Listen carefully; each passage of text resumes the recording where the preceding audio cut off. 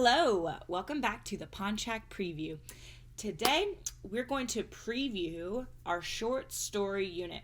Our short story unit is going to be broken up into 8 days. So I'm going to go ahead and give you day 1. Day 1 is our brainstorming. You will have a Google Docs that you will fill out that is breaking everything down into the setting, the characters, the conflict, and the solution. Now, there's a lot more that goes into a story, but those are the main things that you need to start brainstorming as you start creating your own short story. So there are 3 parts to each of those that you're going to come up with. So there's for the setting. The setting is not only where it's happening, because that's super important. Like if you're going to write a scary story, you have to have a scary setting, like an abandoned school at midnight. Ooh, I just added in not only where, but the when. So you also need to include the when, where, and when. And that makes a big difference because a school in the middle of the day is not as scary as a school in the middle of the night.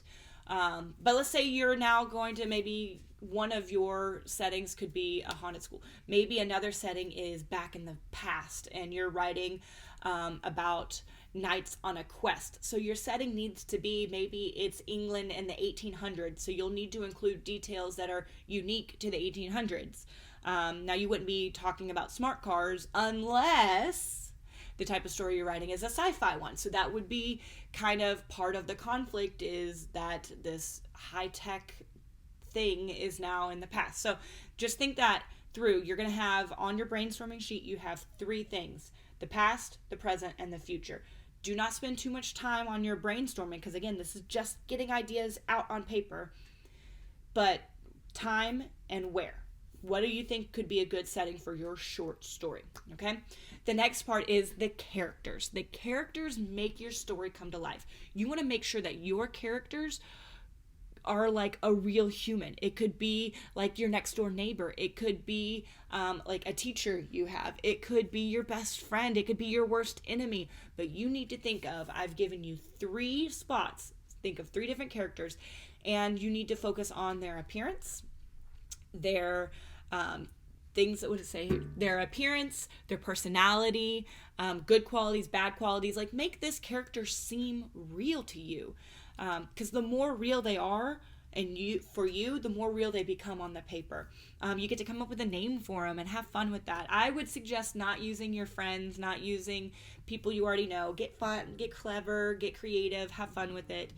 And then don't spend too much time on this, because that one I think could take the most time.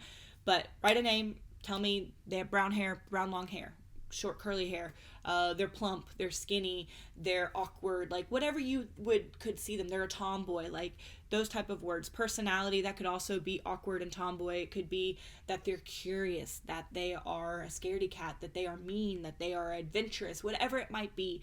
Write that down. Good qualities could be that they're loyal to their friends.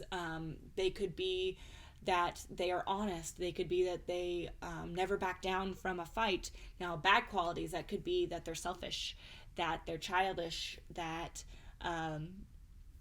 they lie. I don't know. Just think of things that would make your character come to life. Now, the third part is the conflict. This has to be set. You have to come up with what is the main problem that your character goes through. And so I've given you 3 columns again. And so possible character conflicts could be a struggle with another character.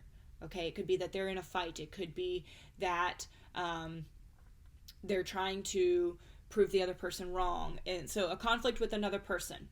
That's like almost every movie you could think of. There's usually a conflict with another person. The next one would be a conflict with a natural disaster. So this could be like they're stuck in a storm. Like think of like Castaway, where he is, stuck on an island. That's a conflict that he has to face. It could be like in Hatchet, where his plane crashes and he's stuck out in the wilderness. So you could write a story about that. It could also be not even just natural disaster. I would allow for that one to be like against society. So those of you who like doing robots, you could do that your main character is fighting against robots taking over. But be careful, don't make it like a movie you've already seen. And then the last one would be a struggle within themselves. So maybe it's trying to find acceptance. Maybe it's like in Wonder, where he looks different and he's trying to realize that he's okay. And what's really cool is that your main conflict could actually cross a couple of different ones, and it could be more than one.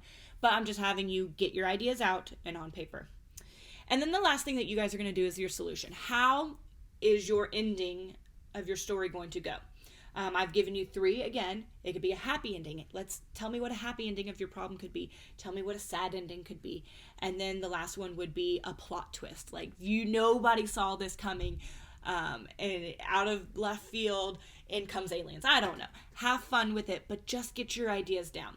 And you will see that there is a last column going all the way down, and it's highlighted, and it says your choice. For the your choice, go through and pick what you want your story to be about. This is important that you do this, because that's what you're going to do tomorrow. Tomorrow, you're going to then use what you wrote for my choice, or your choice, and start writing your story. Okay? So your choice must be done in order to move on. Okay? Can't wait to see what you guys brainstorm and what we start to write.